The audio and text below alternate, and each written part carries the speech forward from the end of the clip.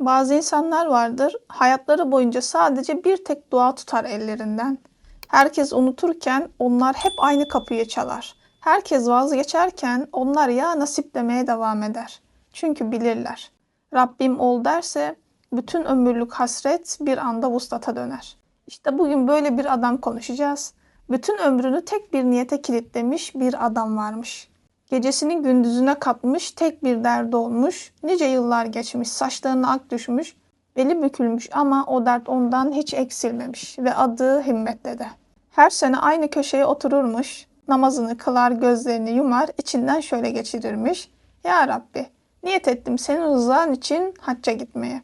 Sessizce edermiş o duayı. Ne yüksek sesle haykırır, ne de insanlardan bir şey bekler ama kalbi içi yanar dağda. Yalnızca Allah'a arz eder hasretini. Şimdi burada bir duralım. Çünkü bu mesele sadece bir gitmek meselesi değil. Bu kalbin Allah Teala'ya olan yönelişiyle ilgili. Hacca gitmek ama sadece gitmek değil. Gitmeyi istemek de bir ibadettir. Kalpten bir arzuyla istemek, tıpkı bir aşık gibi, tıpkı kavuşmayı bekleyen bir garip gibi.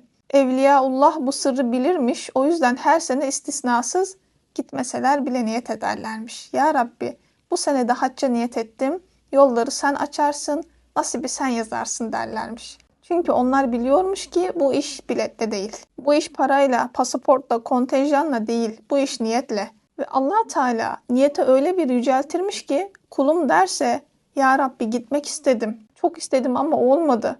İşte o zaman melekler kalemi eline alır ve yazarlar. Bu kul hac etti. Biliyor musunuz bu sır mahşerde ortaya çıkacak. O büyük hesap gününde terazi kurulacak. Herkesin sevabı günahı tek tek tartılacak. Ve bir kul çıkacak, bakacak terazisine. Bir şaşkınlık, bir hayret. Ya Rabbi ben hacca gitmedim ki. Burada niye 20-30 tane hac yazıyor? Ve Rahman olan Allah Teala diyecek ki sen istedin ya, her sene niyet ettin ya, ben o niyetlerini kabul ettim.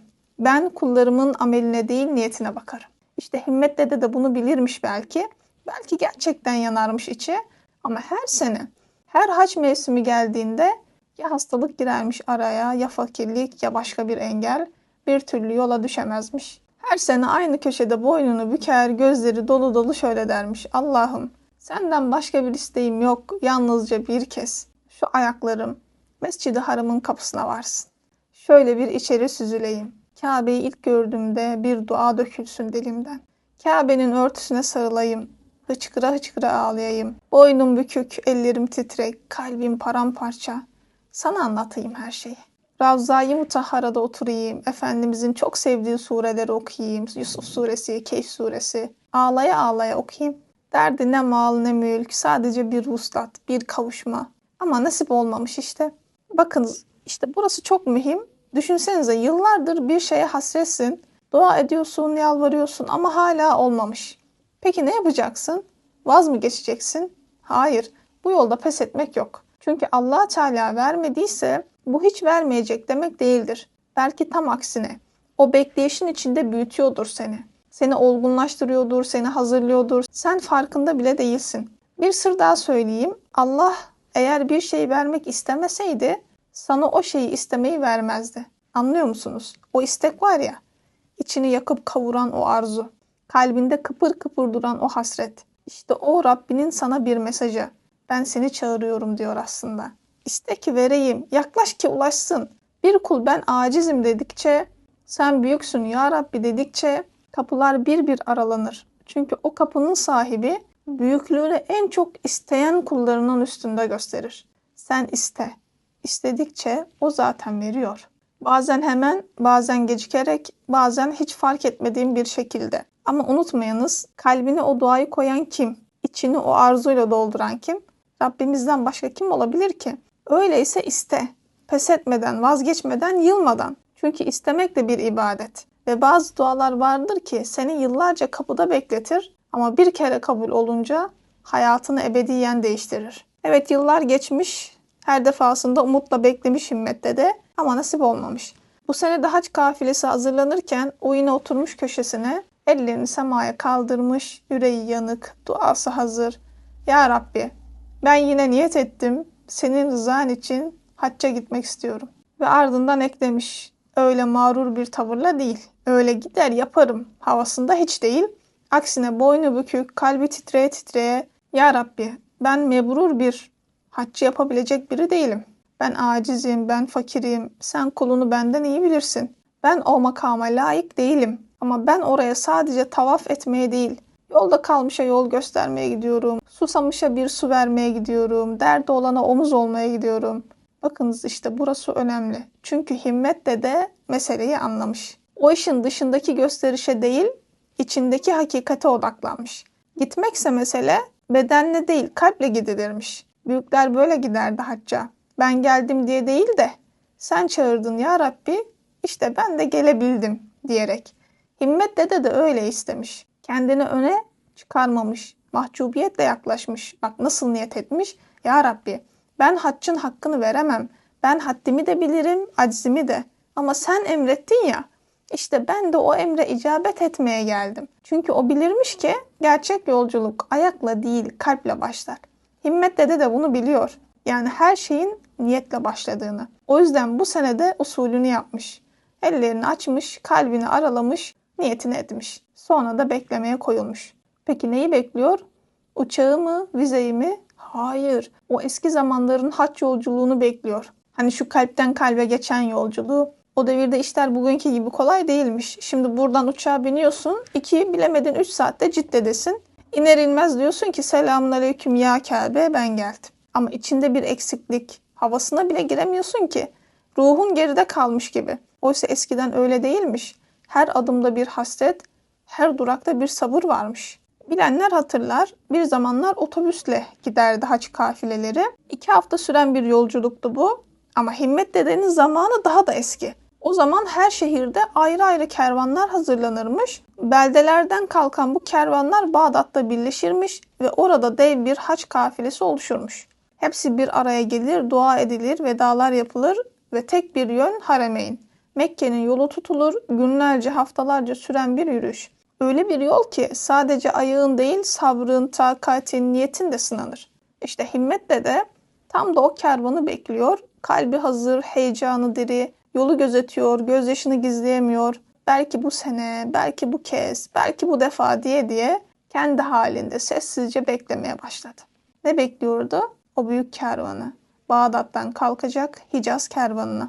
Ama tam kervanın yola çıkmasına 3-5 gün kala bir hastalık çöktü Himmet Dede'nin üzerine. İçine ateş bastı, titredi, öksürdü, yatağa düştü. Ayakta duramıyordu artık, yola çıkmaya mecali kalmamıştı ve o kadar beklediği gün geldi çattı. Hicaz kervanı Bağdat'a doğru yola çıktı. Ama Himmet Dede yerinden bile kalkamıyordu, boynunu büktü. Bir kez daha nasip değilmiş dedi. Gözleri doldu, ciğeri yandı ama tevekkül etti. Bu da Mevla'nın işi dedi, sustu. Hicaz kervanı uzaklaştı. O yatağında hastalığıyla baş başa kaldı ama birkaç gün sonra o da hafif hafif toparlanmaya başladı.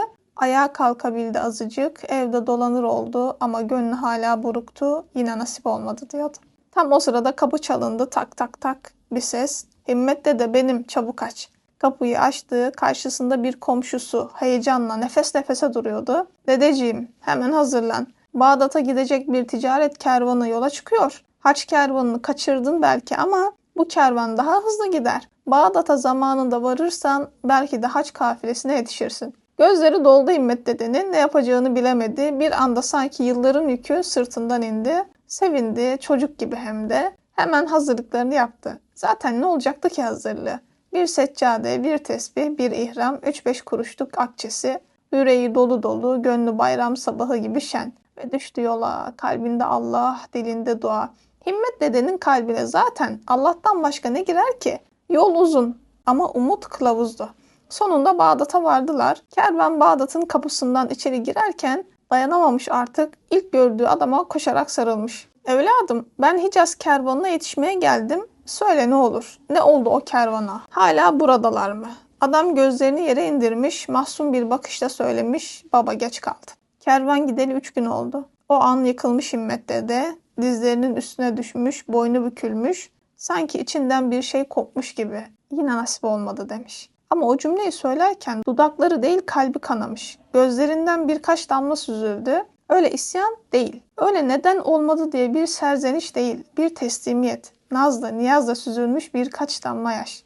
Sonra usulca kalktı yerinden, üstünü başını silkeledi. Toz toprak içinde kalmıştı. Ayakları yara bere, üstü perişan ama kalbi hala dimdikti. Ya nasip dedi. Bizim derdimiz beyti görmekti ama beytin sahibi bu sene de müsaade etmedi. En azından yolun yarısını yürüyebildik. İnşallah seneye. Ve geri dönmek üzere bir kervana karıştı.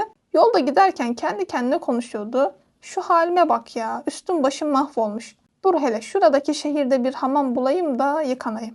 Hiç değilse bu perişanlık üzerimden aksın da öyle döneyim memlekete. Bir hamam buldu sonunda. Kapıdan içeri girecek ama kapıda bir görevli durmuş, iri yapılı bir adam. Baba giremezsin, yasak. Evladım bir yıkanıp çıkacağım. Irak yoldan geliyorum. Perişanım. Dedim ya baba, yasak, içeride sultanın adamları var. Allah aşkına yavrum bir yıkanayım çıkarım. Ne olacak? Ben ihtiyardan kime ne zarar gelir? Görevli yüzüne baktı. Gözlerindeki yorgunluğu, kalbindeki mahcubiyeti gördü. Etrafa şöyle bir bakındı. Kimsecikler yoktu. Eğildi kulağına. Tamam baba. Geç ama bir köşede sessizce yıkan. Ne kimseye iliş ne göze görün. Duyulursa senin de başın gider benim de. Allah razı olsun evladım. Ve Himmet dede girdi içeri. Bir köşede usulca yıkanmaya başladı. Ama onun yıkanışı da başkaydı. Bir beden değil bir kalp temizleniyordu adeta. Su akıyor, dert gidiyordu. Ciğeri yanan bir kulun gözyaşları dökülüyordu hamam taşlarına. Tam o sırada uzaktan iki kişi izliyordu bu sahneyi. Biri sultanın ta kendisi Harun Reşit, yanında da veziri. O devirde sultanlar tebdili kıyafet eder. Halkın arasına karışırmış. Kimi zaman derviş, kimi zaman tüccar kılığında. Halkın haline bakar, ne yapıyorlar, bir sıkıntıları var mı diye denetlerlermiş. Harun Reşit merak etti. Gel dedi vezirine, şu ihtiyarı bir görelim. Kapıya vardılar. Aynı görevli yine karşılarında. Yasak, içeride sultanın adamları var. Sultan gülümsedi. Evladım biz de yıkanacağız. Bir zararımız dokunmaz. Yok baba alamam, sultan kızar. Harun Reşit zeki adamdı.